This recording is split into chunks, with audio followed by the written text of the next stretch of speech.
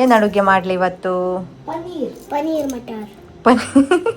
Paneer ಮಠರ್. So ಇವಾಗ ಮಕ್ಳಿಗೆ ಒಂದು ಚಿಪ್ಸ್ ಮಾಡೋಣ ಅಂತ ಹೇಳಿ ಸೌಂಡ್ ಯಾವ ರೀತಿ ಬಂದಿದೆ ಅಂತ.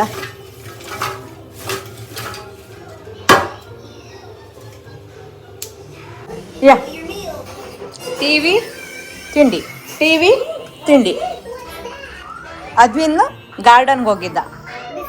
Hey guys, welcome back to our YouTube channel.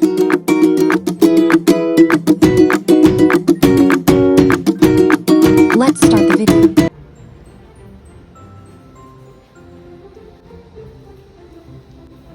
Hi ಯಾರ್ನ, ಎಂತ ಮಾಡ್ತಿದ್ರಿ?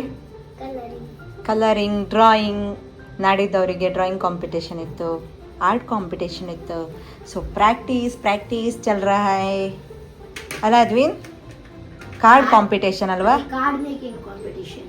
ಎಸ್, ಕಾರ್ಡ್ ಮೇಕಿಂಗ್ ಕಾಂಪಿಟೇಷನ್ ಇದೆ. ಸೊ ಸ್ವಲ್ಪ ಪ್ರಾಕ್ಟೀಸ್ ಮಾಡ್ತಾ ಇದ್ದಾರೆ. ಶಾರ್ಪ್ ಮಾಡ್ಕೆ ಈಗ ನಾನು. ಮಾರ್ನೆ ಇಲ್ಲಿ ಬಂದ್ರೆ ನಂಗೆ ಕೆಲಸ ಕೇಳೋದು. ಇಲ್ಲಿ ಬಪ್ಪುದೇ ಬೇಡ. ನೀನು ಮಾಡಿ ನೋಡು. ಕಸ ಇಲ್ಲಿ ಕೊಡ. ಮಾಡಿ. ಎಸ್, ಇವತ್ತು ಗುಡ್ ಫ್ರೈಡೇ, ಹಾಗಾಗಿ ಮಕ್ಕಳಿಗೆ ರಜೆ ಇತ್ತು. ಸೊ ಬೆಳಿಗ್ಗೆ ಸ್ವಲ್ಪ ಹೊತ್ತು ಟಿ ವಿ ನೋಡ್ರು. ಇವಾಗ ಅವರ ಕೆಲಸ ಶುರು. ನನ್ನ ಕೆಲಸ ಅಡುಗೆ ಮನೆಯಲ್ಲಿ. ಏನು ಅಡುಗೆ ಮಾಡಲಿ ಇವತ್ತು? ಪನೀರ್ ಮಟರ್. ಪನೀರ್ ಮಠರ್. ಬರೀ ಪನೀರ್.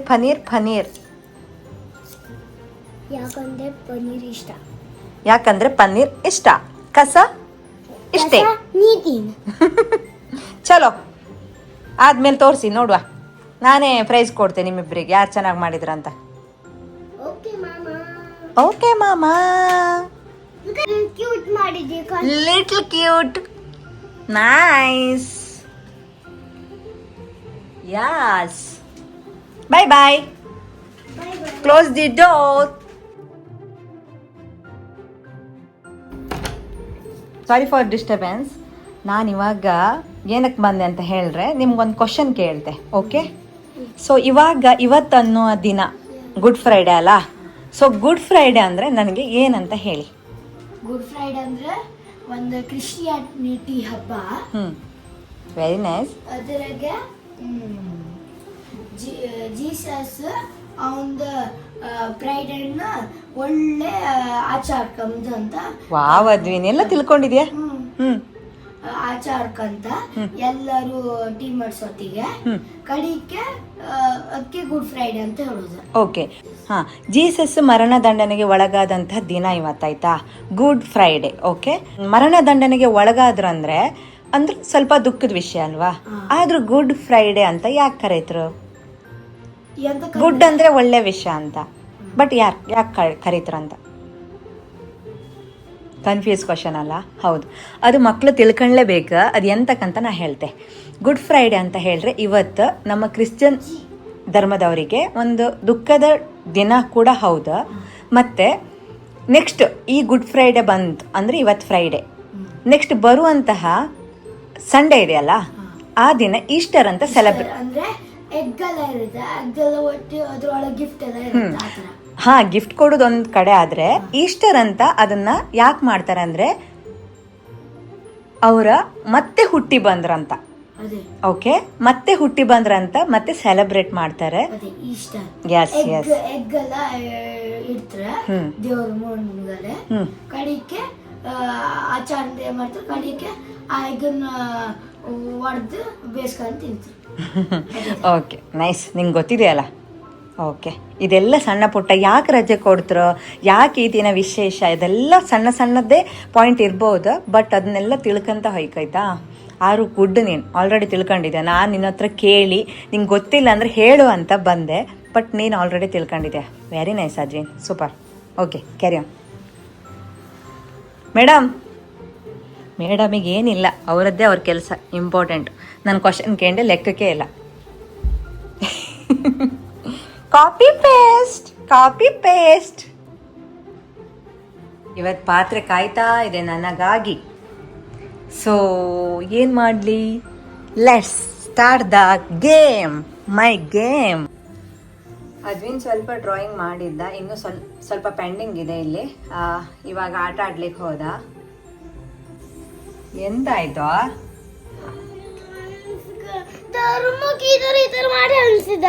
ಅಣ್ಣನಾ? ಓಕೆ, ಗಮ್ ತಕೊಂಡ್ ಬಾ, ನಾ ಹಚ್ಕೊಡ್ತೆ. ಇಲ್ಕೋ. ಬೇಡ ಬೇಡ, ನಾನು ಹೇಳ್ತೆ ಅದು ಯಾವ ಥರ ಅಂತ ಹೇಳಿ. ಸೊ ನಂಗೆ ಇಲ್ಲಿ ಮೋಡ ಮಾಡಬೇಕಿತ್ತ. ಹತ್ತಿ ಎಲ್ಲ ರೆಡಿ ಮಾಡಿ ಇಟ್ಕೊಂಡಿದ್ದಾಳೆ, ಬಟ್ ಯಾವ ರೀತಿ ಮಾಡ್ಬೇಕಂತ ಗೊತ್ತಿಲ್ಲಂತೆ.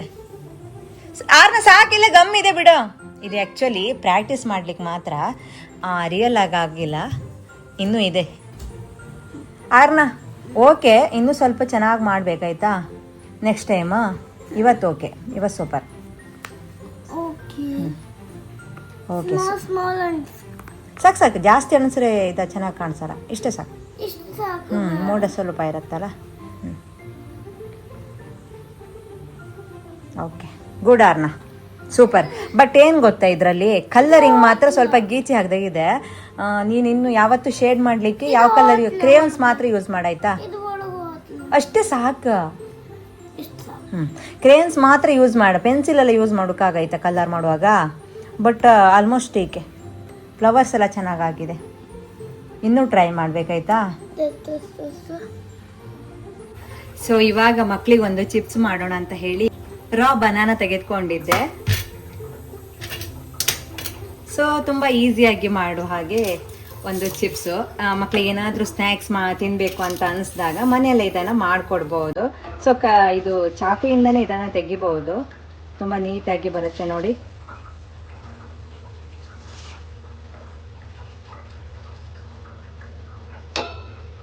ಮೊದಲಿಗೆ ಸಿಪ್ಪೆನೆಲ್ಲ ಚೆನ್ನಾಗಿ ತೆಗೆದುಕೊಳ್ತೀನಿ ಮೊದಲಿಗೆ.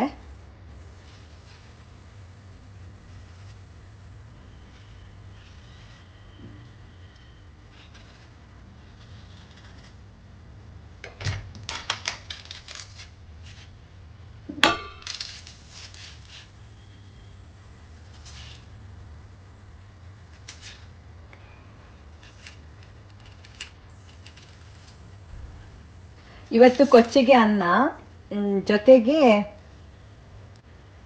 ಇವತ್ತು ಊಟಕ್ಕೆ ಕೊಚ್ಚಿಗೆ ಅನ್ನ ಹಾಗೆ ರಾ ಮ್ಯಾಂಗೋ ಇದೆಯಲ್ಲ, ಅದರಿಂದ ಒಂದು ಚಟ್ನಿ ಮಾಡ್ತಾ ಇದ್ದೀನಿ. ಸೊ ತುಂಬ ಈಸಿಯಾಗಿ ಮಾಡ್ಬೋದು, ಜೊತೆಗೆ ಹುಳಿ ಹುಳಿಯಾಗಿ ಚೆನ್ನಾಗಿರುತ್ತೆ, ಮಕ್ಕಳಿಗಂತೂ ಇಷ್ಟ ಆಗತ್ತೆ. ಇದು ಯೂಸ್ ಮಾಡಲಿಕ್ಕಿಲ್ಲ, ಯಾಕಂದರೆ ತುಂಬ ಚೆನ್ನಾಗಿ ಚಾಕುಯಿಂದನೇ ಬಂತು. ಇನ್ನು ಇದು ಬಂದು ನೀರಿಗೆ ನಾನು ಕಟ್ ಮಾಡಿ ಹಾಕ್ಕೊಳ್ತೀನಿ, ಯಾಕಂದರೆ ಇದು ಸ್ವಲ್ಪ ಮೇಣ ರೀತಿಯಾಗಿರುತ್ತಲ್ಲ. ಸೊ ಹಾಗಾಗಿ ಇದಕ್ಕೆ ಚಿಪ್ಸ್ ರೀತಿಯಾಗಿ ಇದನ್ನು ಕಟ್ ಮಾಡ್ಕೊಳ್ತೀನಿ. ಈ ರೀತಿ ತೆಳುವಾಗಿ ಕಟ್ ಮಾಡಿಕೊಂಡ್ರೆ ಆಯಿತು.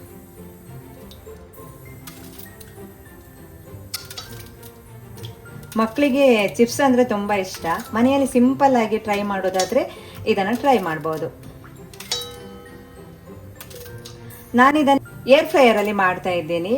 ನೀವು ಏನಾದರೂ ಏರ್ ಫ್ರೈಯರ್ ಇಲ್ಲ ಅಂತ ಆದರೆ ಕಾವಲಿಯಲ್ಲಿ ಕೂಡ ಇದನ್ನು ಫ್ರೈ ಮಾಡ್ಕೊಳ್ಬೋದು.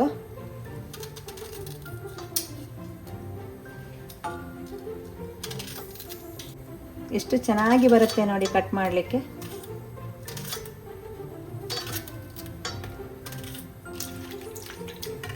ಸೊ ಫೈನಲಿ ಕಟ್ ಮಾಡಿದ್ದಾಯಿತು. ಇವಾಗ ಈ ನೀರನ್ನೆಲ್ಲ ಹೊರಗಡೆ ತೆಗೆದುಕೊಳ್ತೀನಿ. ಮೊದಲಿಗೆ ನೀರೆಲ್ಲ ತೆಗೆದಿದ್ದಾಯಿತು. ಸೊ ಇವಾಗ ನಾನು ಮಿರ್ಚಿ ಪೌಡರನ್ನು ಯೂಸ್ ಮಾಡ್ತಿದ್ದೀನಿ. ನಾನು ಎವರೆಸ್ಟ್ ಅವರದ್ದು ತಿಕ್ಕಲಾಲ ಮಸಾಲೆ ಯೂಸ್ ಮಾಡೋದು ಯಾವಾಗಲೂ. ಇಲ್ಲ ಅಂತಾದರೆ ಮನೆಯಲ್ಲೇ ಒಣಮೆಣಸನ್ನು ತಂದು ಫ್ರೈ ಮಾಡಿ ಪೌಡರ್ ಮಾಡಿ ಇಟ್ಕೊಳ್ತೀನಿ. ಪೌಡರ್ ಮಾಡಿದ್ದು ಖಾಲಿ ಆಗಿತ್ತು, ಸೊ ಹಾಗಾಗಿ ಇದನ್ನು ತರಿಸ್ಕೊಂಡು ಇವಾಗ ಮಿರ್ಚಿ ಪೌಡರನ್ನು ಹಾಕ್ತಾ ಇದ್ದೀನಿ. ಸೊ ಇದು ಕೂಡ ಇವಾಗ ರೀಸೆಂಟಾಗಿ ಮಾಡಿದ್ದು, ಮೊದಲು ಪ್ಯಾಕೆಟ್ ತರಿಸ್ಕೊಂಡಿದ್ದೆ. ತುಂಬ ಚೆನ್ನಾಗಿದೆ ಅಲ್ವಾ. ನೆಕ್ಸ್ಟ್ ಪೌಡರ್ ಮಾಡಿದರೆ ಇದರಲ್ಲೇ ಹಾಕಿಟ್ಕೊಳ್ತೀನಿ.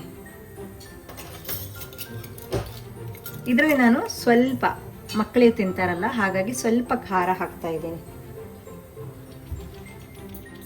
ಜಾಸ್ತಿ ಖಾರ ಆದರೆ ಮಕ್ಕಳಿಗೆ ಕಷ್ಟ ಆಗುತ್ತೆ ತಿನ್ನಲಿಕ್ಕೆ.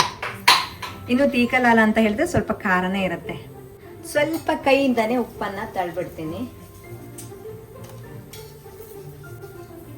ಎಸ್, ಆರನೇ ಕೇಳ್ತಿದ್ದಾಳೆ ಸ್ಪೈಸಿ ಏನಕ್ಕೆ ಹಾಕಿದೆ ಅಂತ ಹೇಳಿ. ಸ್ಪೈಸಿ ಅಂದರೆ ಮಕ್ಳಿಗೆ ಇಷ್ಟನೇ ಆಗೋದಿಲ್ಲ.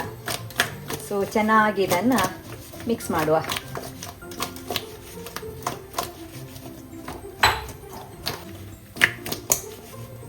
ಸ್ವಲ್ಪ ದಪ್ಪ ದಪ್ಪವಾಗಿ ಕಟ್ ಮಾಡ್ಕೊಂಡ ಅಂತ.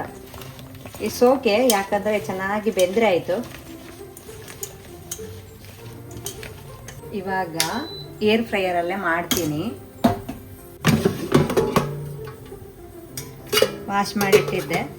ನಾನು ಆಯಿಲನ್ನು ಸ್ವಲ್ಪ ಸ್ಪ್ರೇ ಮಾಡ್ತೀನಿ, ಯಾಕಂದರೆ ಮಾಡಲಿಲ್ಲ ಅಂದರೂ ಕೂಡ ಚೆನ್ನಾಗಿ ಬರುತ್ತೆ. ಸ್ವಲ್ಪ ಸ್ಪ್ರೇ ಮಾಡ್ಕೊಳ್ತೀನಿ. ಇವಾಗ ಇದಕ್ಕೆ ಫ್ರೈ ಮಾಡ್ಕೊಳ್ಳಿಕ್ಕೆ ಹಾಕ್ತಾ ಇದ್ದೀನಿ.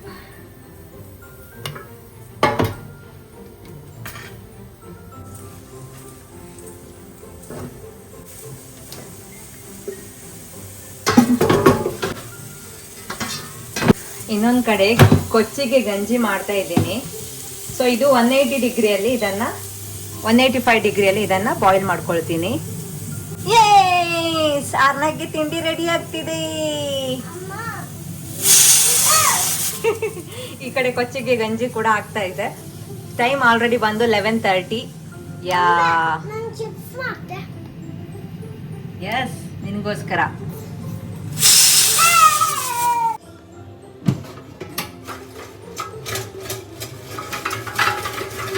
ಸೊ ಫೈನಲಿ ರೆಡಿ ಆಯಿತು ಚಿಪ್ಸ್. ಇನ್ನೂ ಸ್ವಲ್ಪ ತೆಳುವಾಗಿ ಮಾಡಬೇಕಿತ್ತು, ಬಟ್ ಓಕೆ, ಚೆನ್ನಾಗಿ ನೋಡಿ ಸೌಂಡ್ ಯಾವ ರೀತಿ ಬಂದಿದೆ ಅಂತ.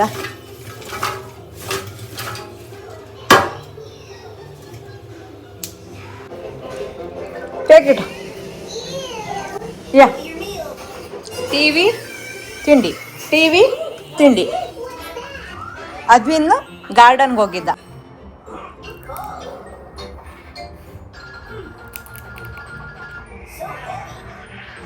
Taste yummy. ಯಾ ಹೌದಾ? ಎಸ್. ಹೊರಗಡೆ ಸಿಕ್ಕಾಪಟ್ಟೆ ಬಿಸಿಲು. ನಮ್ಮ ಅಜ್ವಿನ ಆಟ ಆಡ್ಲಿಕ್ಕೆ ಹೋಗಿದ್ದ. ಎಲ್ಲಿದ್ದ ಅಂತ ಕಾಣಿಸ್ತಾ ಇಲ್ಲ. ಸೊ ಒಳಗಡೆ ಕ್ಯಾರಮ್ ಏನಾದರೂ ಆಡ್ತಾ ಇರ್ಬೋದು. ಇವತ್ತಿನ ಊಟಕ್ಕೆ ಮೊಟ್ಟೆ, ಮಾವಿನಕಾಯಿ ಚಟ್ನಿ, ಹಾಗೆ ಬಾಳೆಕಾಯಿ ಫ್ರೈ, ಜೊತೆಗೆ ಕೊಚ್ಚಿಗೆ ಅನ್ನ. ಸೊ ಇದು ಸ್ವಲ್ಪ ಖಾರ ಇರುತ್ತೆ, ಚೆನ್ನಾಗಿರುತ್ತೆ. ಸಿಂಪಲ್ ಊಟ ಸಮ್ಮರಿಗೆ. ಆಗಲೇ ಮಧ್ಯಾಹ್ನ ಆಗ್ತಾ ಬಂತು. ಬೆಳಗಿನ ತನಕ ನಾನು ರೊಟ್ಟಿನ ಶೇರ್ ಮಾಡಿದ್ದಾಯಿತು. ಮಧ್ಯಾಹ್ನ ಒಂದು ಚಾಲೆಂಜ್ ವಿಡಿಯೋ ಮಾಡೋಣ ಅಂತ ಹೇಳಿ ಅದನ್ನು ಕೂಡ ಈಗಾಗಲೇ ನಿಮ್ಮ ಜೊತೆ ಶೇರ್ ಮಾಡಿದ್ದೀನಿ. ಯಾರೆಲ್ಲ ನೋಡಿಲ್ಲ ಅದನ್ನು ನೋಡ್ಬೋದು. ಇದನ್ನೆಲ್ಲ ಯಾಕೆ ಮಾಡ್ತೀನಿ ಅಂತ ನಿಮ್ಗೆ ಅನ್ನಿಸ್ಬೋದು. ಹೌದು, ನಾವು ಇವಾಗ ಮಕ್ಕಳ ಜೊತೆ ಕಳೆಯುವಂಥ ಸಮಯ ಇದೆಯಲ್ಲ, ಅದು ತುಂಬಾ ಅಮೂಲ್ಯವಾದದ್ದು. ಅನುಭವಕ್ಕಿಂತ ದೊಡ್ಡ ವಿದ್ಯೆ ಇನ್ನೊಂದಿಲ್ಲ ಅಂತಾರೆ. ಹೌದು, ನಾನು ಕೆಲಸ ಮಾಡ್ತಿರ್ಬೇಕಾದ್ರೆ ಆರ್ನ ಬಂದು ಕೇಳ್ತಾಳೆ, ಮಮ್ಮಿ ಇನ್ನೂ ಆಗಿಲ್ಲ ಕೆಲಸ, ಬಾ ನನ್ನ ಜೊತೆ ಆಟ ಆಡು ಅಂತ ಹೇಳ್ತಾಳೆ. ನಾನು ಅಂದ್ಕೊಳ್ತೀನಿ, ನನ್ನ ಕೆಲಸ ಮಾಡ್ಕೊಂಡೇ ಟೈಮ್ ಪಾಸ್ ಮಾಡ್ತಾನೆ ಇರ್ತೀನಿ, ಅವಳ ಜೊತೆ ಹೋಗೋದೇ ಇಲ್ಲ. ಸೊ ಒಂದಿನ ಏನಾಯಿತು, ಸ್ವಲ್ಪ ಫ್ರೀ ಆಗಿದ್ದೆ, ಬೇಗ ಕೆಲಸ ಮುಗ್ದಿತ್ತು, ಬಾ ಆಟ ಆಡೋಣ ಅಂತ ಹೇಳಿ ಅವಳನ್ನು ಕರೆದೆ.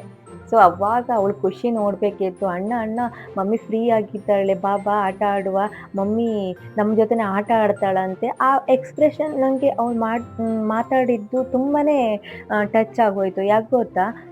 ಸೊ ಅಷ್ಟು ಖುಷಿ ಪಡ್ತಾರೆ ಅವ್ರ ಜೊತೆ ನಾವು ಸಮಯ ಕಳೆದ್ರೆ ಎಷ್ಟು ಖುಷಿ ಪಡ್ತಾರೆ ಅಂತ ನಂಗೆ ಅವಾಗ ಗೊತ್ತಾಗಿದ್ದು. ಸೊ ಅವತ್ತಿಂದ ನಾನು ಅವ್ರ ಜೊತೆ ಜಾಸ್ತಿ ಟೈಮ್ ಸ್ಪೆಂಡ್ ಮಾಡಲಿಕ್ಕೆ ಸ್ಟಾರ್ಟ್ ಮಾಡಿದೆ. ನನ್ನ ಕೆಲಸ ಏನಿದೆ ಅದನ್ನೆಲ್ಲ ಬೇಗ ಮಾಡ್ಕೊಳ್ತೀನಿ. ಅವ್ರ ಜೊತೆ ಏನಿಲ್ಲ ಅಂತಾದರೂ ಒಂದು ಅರ್ಧ ಗಂಟೆ ಆದರೂ ಕೂತ್ಕೊಂಡು ಏನಾಯಿತು ಸ್ಕೂಲಲ್ಲಿ ಅದೆಲ್ಲ ಕೇಳೋದಿರ್ಬೋದು, ಅಥವಾ ಬಾ ಒಂದು ಆಟ ಆಡೋಣ ಅಂತ ಹೇಳಿ ಅವರನ್ನು ಕರೆದು ನಮಗೆ ಇಷ್ಟವಾಗಿರುವಂಥ ಆಟ ಆಡೋದು. ಒಂದು ಅರ್ಧ ಗಂಟೆ ಅವರಿಗೆ ಸಮಯ ಕೊಟ್ಟು ನೋಡಿ ಎಷ್ಟು ಖುಷಿ ಪಡ್ತಾರೆ ಅಂತ ಹೇಳಿದರೆ ನಾನು ಅದನ್ನು ಅನುಭವಿಸಿದ್ದೇನೆ. ಹಾಗೆ ನನಗೆ ಕೂಡ ಆಲೋಚನೆ ಬಂತು, ನಾವು ಚಿಕ್ಕವರಿದ್ದಾಗ ಆಟ ಆಡಿರ್ತೀವಿ, ಏನೇನೋ ಆಟ ಆಡಿರ್ತೀವಿ. ಸೊ ಗೊತ್ತಿರುತ್ತೆ, ಅವಾಗೆಲ್ಲ ಆಟ ತುಂಬಾ ಚೆನ್ನಾಗಿರುತ್ತೆ. ಅದನ್ನು ಇವಾಗ ನೆನೆಸ್ಕೊಂಡ್ರೆ ಇವಾಗಿನ ಮಕ್ಕಳಿಗೆ ಅದರ ಬಗ್ಗೆ ಗೊತ್ತೇ ಇರೋದಿಲ್ಲ. ಇವಾಗಿನ ಮಕ್ಕಳು ಹೇಗೆ ಅಂತ ಹೇಳಿದರೆ ಮೊಬೈಲ್, ಟಿವಿ ಅಂತ ಅವರ ಜಾಸ್ತಿ ಎಜುಕೇಷನ್, ಅವರಿಗೆ ಟೈಮೇ ಸಿಗೋದಿಲ್ಲ. ಇವಾಗ ನಮ್ಮ ಮನೇಲೆ ನೋಡ್ತೀನಿ ನಾನು, ಬೆಳಿಗ್ಗೆ 7 ಗಂಟೆಗೆ ಹೋದರೆ ಮಧ್ಯಾಹ್ನ 3:15 ಬರ್ತಾರೆ, ಮತ್ತೆ ಅವರದ್ದು ಎಕ್ಸ್ಟ್ರಾ ಆಕ್ಟಿವಿಟಿ, ಅದನ್ನು ಮುಗಿಸಿ ಬರೋದ್ರೊಳಗೆ ಸುಸ್ತಾಗಿರುತ್ತೆ, ಬೇಗ ಮಲಗ್ತಾರೆ, ಮತ್ತೆ ಬೆಳಿಗ್ಗೆ ಬೇಗ ಹೇಳ್ತಾರೆ. ಅವರಿಗೆ ಸ್ಯಾಟರ್ಡೆ ಸಂಡೇ ಅನ್ನೋದು ತುಂಬಾನೇ ಸ್ಪೆಷಲ್ ಡೇ. ಇದೆಲ್ಲ ಯಾಕೆ ಬೇಕು? ಮಕ್ಕಳಿಗೆ ಸ್ಟ್ರೆಸ್ ಆಗೋದಿಲ್ವಾ ಕೇಳಿದ್ರೆ ಇಲ್ಲ. ಇವಾಗಿನ ಟೈಮ್ ಅಪ್ಡೇಟ್ ಆಗ್ತಾ ಇದ್ದಾಗೆ ಮಕ್ಕಳು ಹೊಸ ಹೊಸ ವಿಷಯಗಳನ್ನ ತಿಳ್ಕೊಳ್ಳೇಬೇಕಾಗತ್ತೆ. ಅವರ ಫ್ಯೂಚರ್ಗೆ ಅದು ತುಂಬಾನೇ ಹೆಲ್ಪ್ ಆಗುತ್ತೆ. ಹೌದು, ಅವರಿಗೆ ಹೆಲ್ಪ್ ಆಗುತ್ತೆ ಅಂತ ಹೇಳಿ ಮತ್ತೆ ನಾವು ತುಂಬಾನೇ ಅದು ಮಾಡು ಇದು ಮಾಡು ಅದಕ್ಕೆ ಸೇರ್ಕೋ ಇದಕ್ಕೆ ಸೇರ್ಕೋ ಅಂತ ಕೂಡ ಹೇಳಬಾರ್ದು. ಅವ್ರಿಗೆ ಯಾವ್ದು ಇಷ್ಟನೋ ಒಂದನ್ನೇ ಫೋಕಸ್ ಮಾಡಬೇಕು. ಫಾರ್ ಎಕ್ಸಾಂಪಲ್ ಅವ್ರಿಗೆ ಡ್ಯಾನ್ಸಿಂಗ್ ಇಷ್ಟ ಅಂದ್ರೆ ಅದಕ್ಕೆ ಫೋಕಸ್ ಮಾಡಿ. ಇಲ್ಲ ಅಂತಾದ್ರೆ ಯಾವುದಾದ್ರೂ ಒಂದು ಗೇಮಲ್ಲಿ ಅವರು ಇಷ್ಟಪಡ್ತಾರೆ ಅಂತ ಹೇಳಿದ್ರೆ ಅದನ್ನೇ ಫೋಕಸ್ ಮಾಡಬೇಕು. ಅವಾಗಲೇ ಅದನ್ನ ಅಚೀವ್ ಮಾಡಲಿಕ್ಕೆ ಸಾಧ್ಯ ಅಂತ ನನ್ನ ಅನಿಸಿಕೆ. ಅದು ಬಿಟ್ಟು ಮಕ್ಕಳ ಜೊತೆ ಯಾಕೆ ಟೈಮ್ ಸ್ಪೆಂಡ್ ಮಾಡಬೇಕು ಅಂತ ಹೇಳಿದ್ರೆ, ಇವಾಗ ನಮ್ಮನ್ನ ನೋಡ್ಕೊಂಡ್ರೇನೆ ಇವಾಗ ಎಷ್ಟೇ ಇರ್ಬೋದು, ನಮ್ಮ ಹತ್ತಿರ ಏನು ಬೇಕಾದರೂ ಇರ್ಬೋದು, ಆದರೆ ನಾವು ಕಳೆದಿರುವಂತಹ ಚಿಕ್ಕ ವಯಸ್ಸಿನಲ್ಲಿ ಆಡಿರುವಂಥ ಆಟ ಇರ್ಬೋದು, ಅವ್ರ ಜೊತೆ ಬೆಳೆದಿರುವಂಥ ರೀತಿ ಇರ್ಬೋದು, ಅದು ನೆನೆಸ್ಕೊಂಡ್ರೇನೆ ಆ ದಿನ ಬರ್ಲಿಕ್ಕಿಲ್ಲ ಅಂತ ಅನ್ಸುತ್ತೆ. ಹಾಗೆ ನಮ್ಮ ಮಕ್ಕಳಿಗೂ ಹಾಗೆ ಅನ್ನಿಸ್ಬೋದು. ಯಾಕಂತ ಹೇಳಿದ್ರೆ ಅವರು ಬೆಳೀತಾ ಬೆಳೀತಾ ದೊಡ್ಡವರಾಗ್ತಾರೆ, ಆಮೇಲೆ ಗೊತ್ತಲ್ವಾ ಜಾಬು, ಅವರ ಫ್ಯಾಮಿಲಿ ಟೆನ್ಷನ್ನು, ಹಾಗೆ ನಮ್ಮ ಜೊತೆ ಅವರು ಮತ್ತೆ ಆ ರೀತಿ ಆಗ್ಲಿಕ್ಕೆ ಆಗೋದೇ ಇಲ್ಲ. ಹಾಗಾಗಿ ಇವಾಗಿನ ಟೈಮನ್ನು ನಾವು ಬಳಸ್ಕೊಳ್ಳೇಬೇಕಾಗತ್ತೆ. ಮಕ್ಕಳು ಚಿಕ್ಕವರಿದ್ದಾಗ ಅವರಿಗೆ ಟೈಮ್ ಕೊಟ್ರೆ ಅವರು ಕೂಡ ಅಷ್ಟೇ ಚಿಕ್ಕವರಿದ್ದಾಗ ನಾವು ಹೀಗಿದ್ವಿ ಹಾಗಿದ್ವಿ ಅದನ್ನ ಕಲ್ತಿದ್ವಿ ಅನ್ನೋದು ತುಂಬಾನೇ ಅವರ ಮನಸ್ಸಲ್ಲಿ ಹಾಗೆ ಉಳಿದ್ಬಿಡುತ್ತೆ. ಹಾಗೆ ಅವರ ಪ್ರೀತಿ ಎಲ್ಲಿಗೂ ಹೋಗೋದಿಲ್ಲ. ಮನೆಯಲ್ಲಿ ಎಷ್ಟೇ ಕೆಲಸ ಇರಲಿ, ಜಾಬಿಗೆ ಹೋಗೋದಾದ್ರೆ ಅಲ್ಲಿ ಟೆನ್ಷನ್ ಇರಲಿ, ಸ್ವಲ್ಪ ಮಕ್ಕಳ ಜೊತೆ ಕಾಲ ಕಳೆದ್ರೆ ಅದರಲ್ಲಿರುವಂತಹ ಖುಷಿನೇ ಬೇರೆ. ಸೊ ಇಷ್ಟು ಹೇಳ್ತಾ ಇವತ್ತಿನ ಈ ಪುಟ್ಟ ವಿಡಿಯೋನ ಇಲ್ಲಿಗೆ ಎಡ್ ಮಾಡ್ತಾ ಇದ್ದೀನಿ. ನಾಳಿನ ವಿಡಿಯೋದಲ್ಲಿ ಮತ್ತೆ ಸಿಗೋಣ. ಅಲ್ಲಿ ತನಕ ಎಲ್ರಿಗೂ bye bye. Thanks for watching.